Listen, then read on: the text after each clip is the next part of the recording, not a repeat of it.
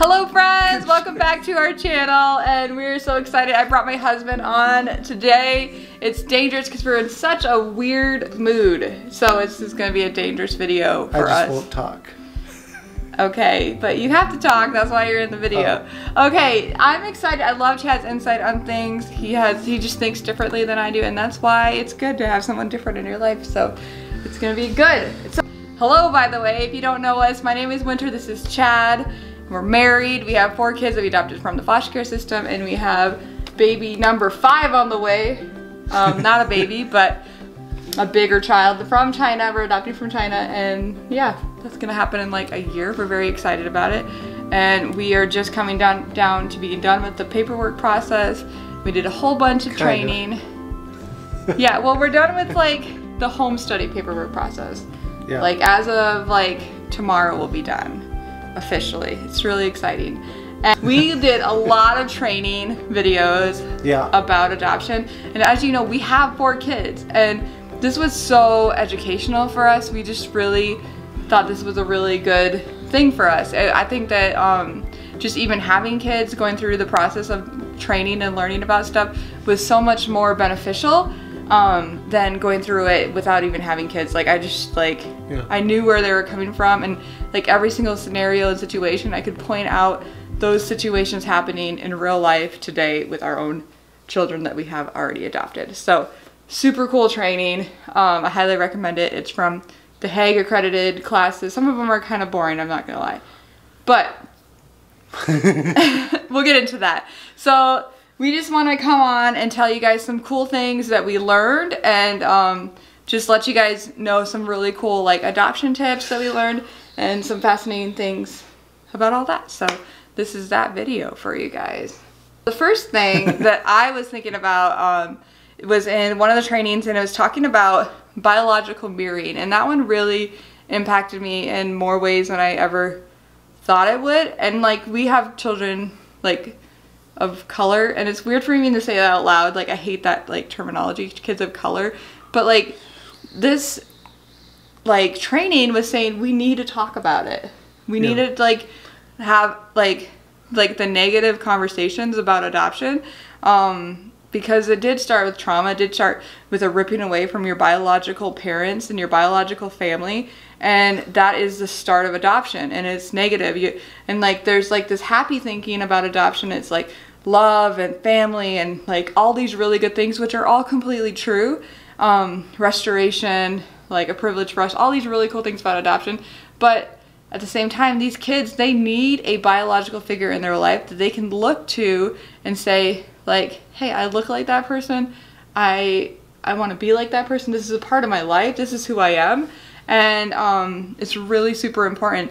And us with having a teenager and other kids coming up, like we realize how true it is for them that their identity is a huge part of their life, and we value that for them. And it just kind of like hit home for us that like, yeah, we need to celebrate these things. We need to make sure that there's adults in their life, not just peers, that look like them, believe it or not, like that are like people that we accept, that we want around and we would prefer in our life. They want to see like us accepting those type of people. So, and then also like after the biological mirroring, another thing happened to us is we started like realizing some of our parenting skills were doing opposite effects on our children, and that was like, oh my gosh, we totally screwed up like some of the kids. So Chad has really been infected by that more. So how are some ways that you've been changing your parenting techniques? I don't know. Well, it's hard, but I'm trying to change the way I approach the kids a little bit, because they're just all different. For me, a little bit weird. Like, you know, they just are. They're weird sometimes. Kids are weird. Yeah, like they have weird issues. I mean, they came with weird issues. They still have the weird issues. And it's weird for you if you're just kind of like a normal... you're raised by people that, like, you know, spanked you and expected certain things of you, and then you try to raise your... And, like, you turned out fine. I think I turned out fine. So you try to raise your kids in a similar way, and, you know, one of them might respond to that. I mean, Augustine, like, You know, like I was spanked as a kid. I can't see any reason to ever have need to spank my 16-year-old. Like I can't think of like, I can't think of one time that I even would ever want to or have needed to in his entire life. And he's my teenager. So, but like Augustine's just, you know, but you learn so many other tactics that I was like, okay, some of these tactics are way better than, I mean, Augustine, like, it would just be awkward to spank him, but taking his phone away, which I rarely ever have to do too, it's like, you know, like, he's pretty obedient. But if he took his phone away, that would be like the most devastating, life-altering thing you could do, you know, but the other ones are just different. Like, I mean, like Augustine wants to please, but then like it was just talking about this training, like these kids come to you and the fact they don't want to please you, they don't care about pleasing you because there's no like attachment, and not because they don't like, and I feel that like they don't care about pleasing you, but it ticks me off. Like that ticked me off. Like I can see in their faces and in their actions and in their attitudes that they don't care about pleasing me, or they don't care about pleasing her. Because they don't have like a reason to, because they're not connected with you or attached to you. But their reasoning behind it, like, you know, like a kid can't ever explain to you the reason, like they don't care. And so you're just like, okay, this kid's just not getting it. And they keep going with the same behavior. But the way the training was talking about it, like, you know, like they have no reason to, because of like they're just in like this fight or flight mode, protect themselves mode, like all the time. So the only thing they ever think about this is themselves, which is selfish, and which I don't want to like allow my kids to be selfish, but they're selfish because of the life experience and because they're trapped in a selfish mode more than they're just trying to be crazy selfish. You know, like, I mean, sometimes that's what, when you're disciplining the child for the same thing, you know, 5 days in a row, you're like, okay, are we really having this talk again? Are you that crazy selfish? Or, you know, like, why are we doing that again? And then, so like, this just helped me, like, okay, I don't want to like, you know, like, because it's the same thing for me, I'm like, oh my gosh, I've repeated this like a million times. Like, but for them, they're not getting it because whatever, they just can't handle the way it's being, like, you're dealing with them for like multitudes of reasons, and I don't even know what all the reasons are, and I still don't know what all the reasons are. But like when we were going through this training, I was like, that's totally this child, or that child. That's totally this person. It was amazing. They were like pegging each of our kids, and they're like, doing this type of discipline on this child will cause this effect. I'm like, like that's every type of discipline I do. Has, like, completely transformed his parenting style. Like, he doesn't. I mean, we all lose our cool, but like he doesn't like yell at our kids anymore since this training. It's hard. Like, there's just like part of the training that I thought was so good, and I think every adoptive parent needs to know this. Is like, because they don't want to attach to you, putting them in another room, they don't care. They're like, I've already spent my whole life in this room. So like, putting them in a room next to you, like in the kitchen or wherever you are, when they're in trouble. Time like, in. They call it time in instead of time out. Yeah. Or sending them to bed early. Like, sending them to bed early is devastating for a child. Like so you'd think it would teach them. Like, no kid wants to go to bed early, but it doesn't really all do the same. Like, I mean, I haven't totally negated the bed early. Yeah, because they need more sleep. Because sometimes like, so it like, really is their attitude. Yeah. It's just, I mean, like Jenny, love her to death, but like, if she gets tired, man, she's not just sassy, she's mean. Like she might kill somebody. She's a little sassy. I mean, she's hardcore. I mean, she's stubborn as a mule. She's a powerful person. Like, she gets tired, she has no control over herself, and if you're anywhere near her height, she might sock you in the mouth, man. She's like done with you. It's because she needs sleep. Like, I don't think that's a trauma thing. That's a sleep crazy girl thing. But anyway, what she was saying, like, I think that is the most, like, the keeping them close and like staying connected. Now, like, I've done better at that, but the showing after, I'm not the most affirming person. Yeah. Because I don't use my words that way a lot. He's more like acts of service kind of thing. Like, I show love. Like, by figuring you out and giving you what you like without you even asking me. Like, I take care of like, he'll ask the kids, like, what they want for their lunch, and I'll be like, you're just going to get whatever I make you. Gabe often at dinner time will be like, I don't like broccoli, Dad. I'm like, I know. That's why there's none on your plate. It's like, he like says things like, because like Jenny has a lot of broccoli on her plate, but like all of them have their plates in front of them, and they all have different vegetables on their plate, because Augustine like used to cry about broccoli, like, so he doesn't get very much broccoli. To be fair. So like, I'm just saying, but Gabe will be like, he'll be looking at his plate, and he'll be like, Dad, I don't like broccoli. I'm like, Gabe, there's not any broccoli on your plate. I know you don't like broccoli. That's why there's no broccoli on your plate. That's been good. Like we've done a couple timeouts, but they call them time in, and it's like just being near you. So like instead of making them sit down out where he's gonna fail, like usually I'm in the kitchen doing dishes or making dinner. That's when they get the most troubles, when I'm making dinner, to be honest. I'm just saying, like, they play together good all day, and then like you go to make them the whole family food so you can eat together at a happy family, and one of them punches the other one, and then they're like, you want to send them all to bed. So on that same line of thought though, they did this like scenario where you took this newly adopted child to a wedding, and it's a huge event, lots of stimulants there, lots of things that are there. But what they did at the wedding was genius. And like we've known this for years, like actually, and we feel like we're getting better at this, but like it just kind of like nailed it in the head, and I was like, amen, this is so good. Okay, so they took this kid to a wedding, this newly adopted child, and weddings are super crazy. Like they wear me out too. They're just kind of crazy.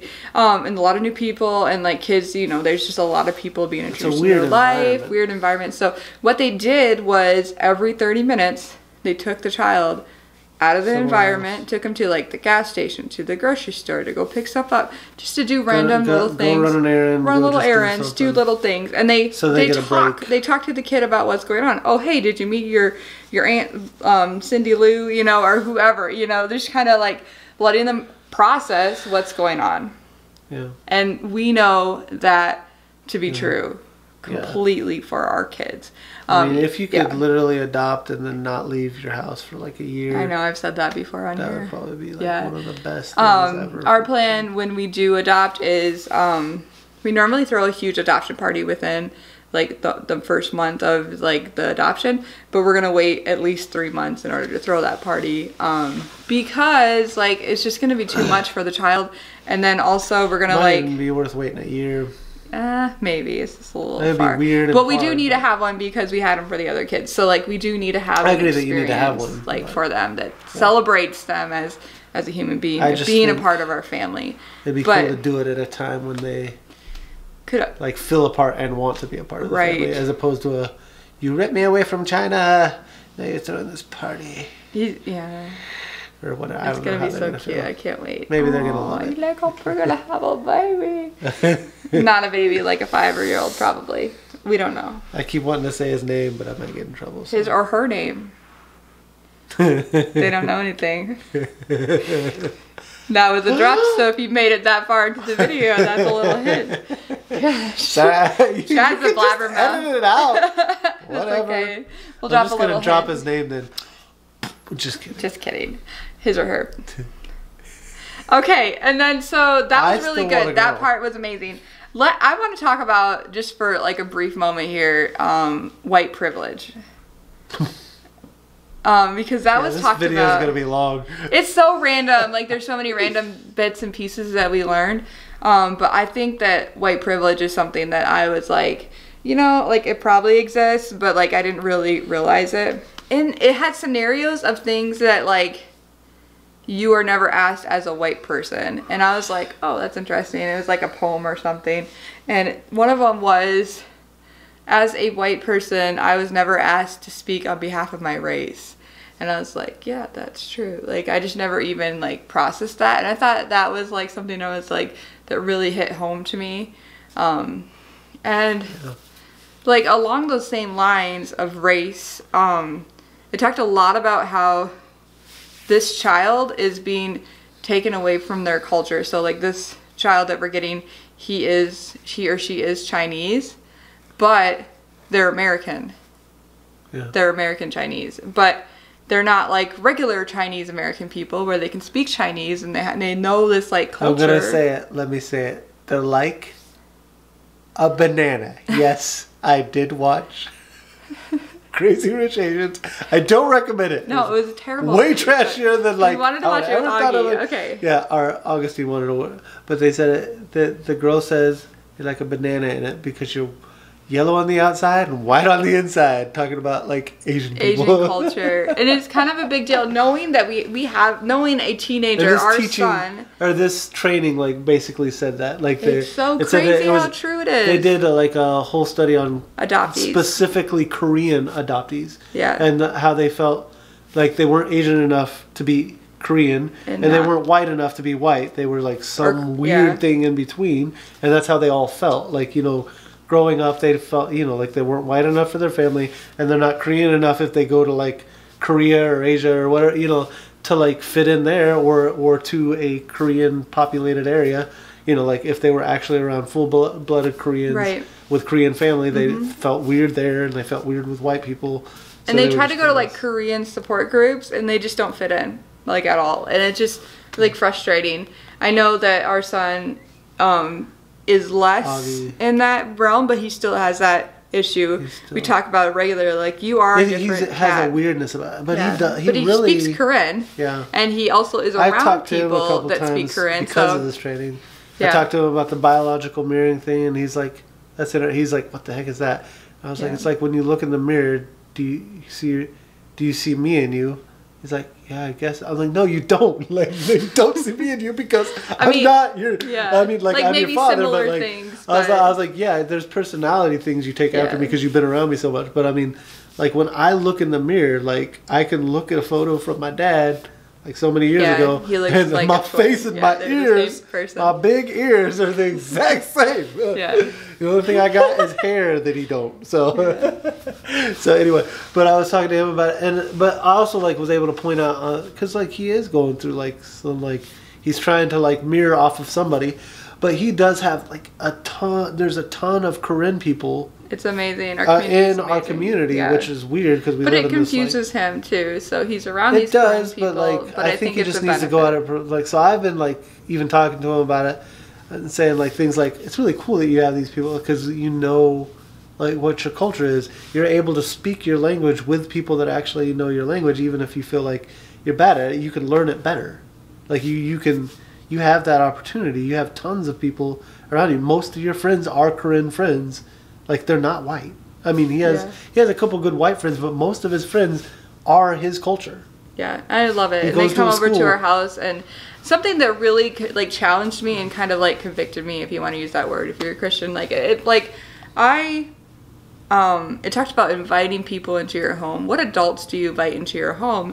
And like we don't have a lot of friends, you know, like, and when we do hang out, we hang out with a few church friends or something, and most of them are white or adopted children of color. So that really convicted me. I was like, I should invite Korean people into my home. Like, I should invite, who do I know that's a Native American person that I can invite into my home and show my kids that these people are safe, normal, intelligent people, and their culture is this way, and we celebrate these things. And I just felt really convicted by that I didn't have that. And it's cool, but I don't know. I don't feel like it's convicted by it, but it would be a good thing that like. It's cool that people pursue it based on what their child needs. Because, I mean, it's not even like that we're trying to avoid hanging out with Native Americans. Oh, no, I just don't know very many. You know, we just don't. But like, I don't technically, I mean, like, since my brother-in-law moved away, I don't go out of my way to hang out with, like, anybody. You don't hang out with anyone White, but our kids. Black, don't matter. I just don't. We hang out with 2 Korean people and 2 Native people and each other. Yeah. This is our family. And YouTube friends. Yeah, so it's great. Just like, because, you know, we just run out of time. We're busy. It's a busy season with kids. But I just think it was important to be, like, more, like, not lackadaisical about things and not just kind of, like, float through life and expect things to be good. But, like, you got to really challenge yourself. There's so much grace for this, though, guys. Like, like your kids are going to be fine. But since I've thought of a couple people that we could spend more time with and stuff. Yeah. You know, but it's also a little bit awkward thinking about it like you're building the relationship for the sake of your kids. I'm building not really this for your own sake. Yeah, because I like your race. I don't know. it's weird for me. Can Like I be I'm friends like with you I'm because just you're a, Chinese? yeah, but I'm a completely honest person. So I Yeah. mean, when I know going into it, I'm building a relationship based on not the fact that I really like you or don't like you. It's I'm building the relationship with you so that my child sees me hanging out with you. And that's You're kind welcome. of, I mean, that's kind of like Yeah. what they were getting at in the Yeah. training, and I agree with the idea of it, but it's just weird for me. is Like weird. as someone who says exactly what I mean all the time, it's like, so why do you want to hang out? Well, technically, I want to hang out because my kid needs you in their life. Yeah.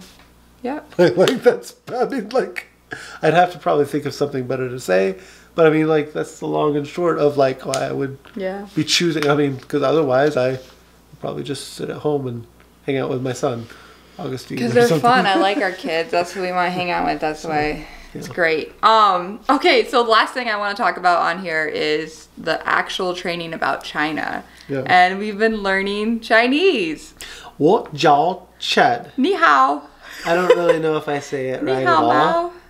but every time I hear a song right now, I just He sing goes, that. what?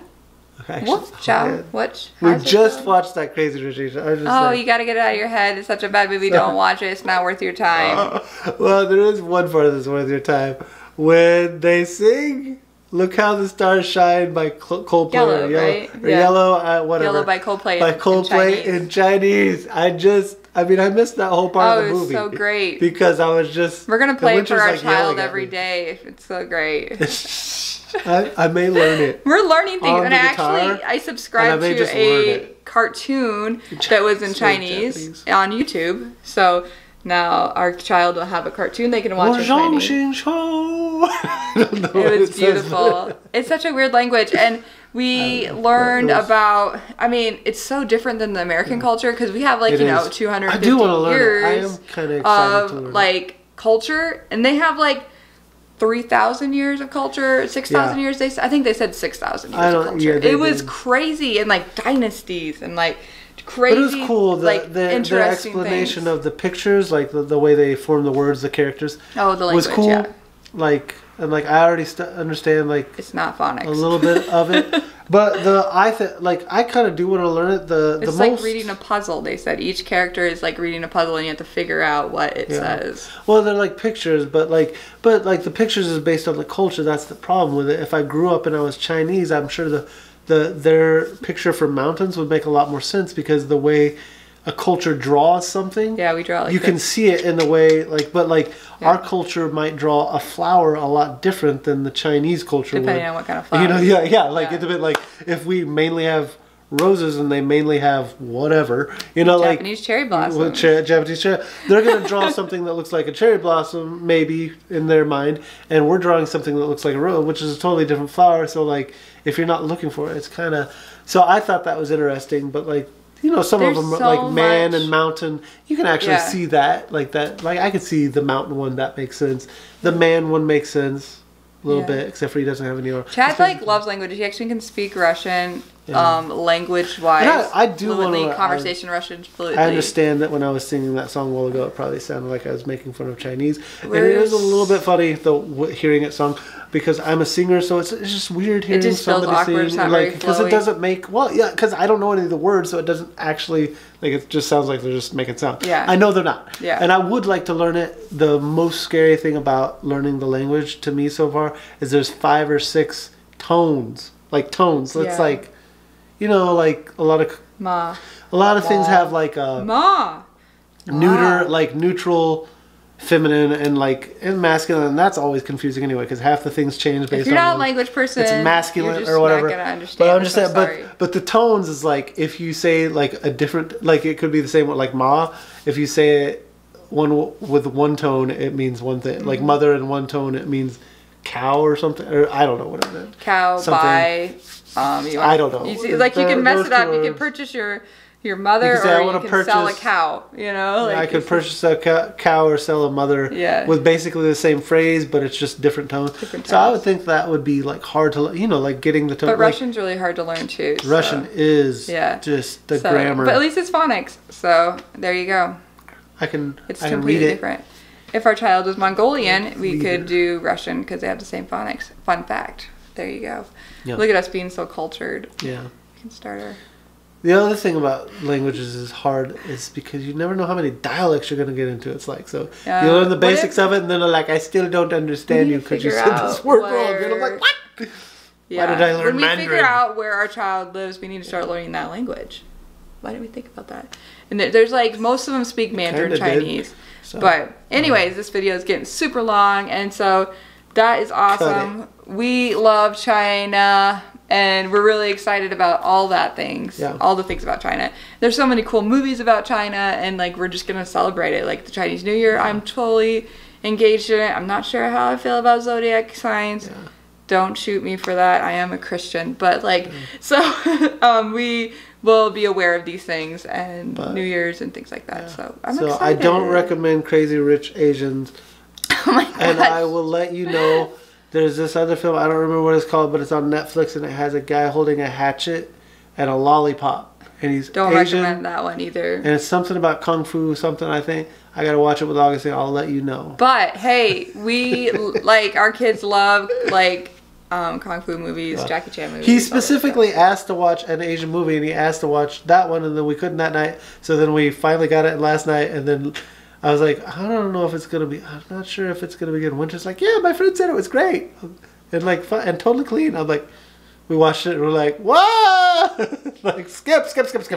Do you know what they used to do when they adopted children from these countries? They used to, like, I have a friend in town that adopted from Korea like 20 years ago, and they would just take the children from Korea, put them on an airplane with somebody like a traveling companion.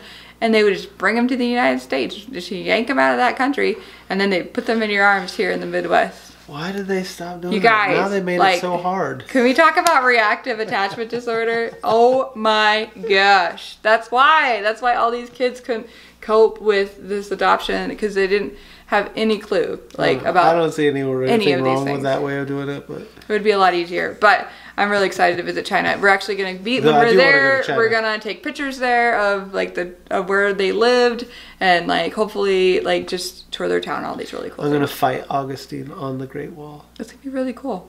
It's really far from most of China, but we'll figure out how to get there. So anyways, let me know in the comments below, because I have comments still, even though I'm a family channel. I'm really excited about that. Everyone else is disabled, but let me know in the comments below if you guys do something specifically for your children in their culture, or your adopted children, that's different than you would with another child. So just give me some advice here. I'd love to hear from you. Love this to be a resource for people. And yeah, I hope you guys are having the best day ever. And like and subscribe if you already haven't. And we'll see you next time. Haven't already. Bye!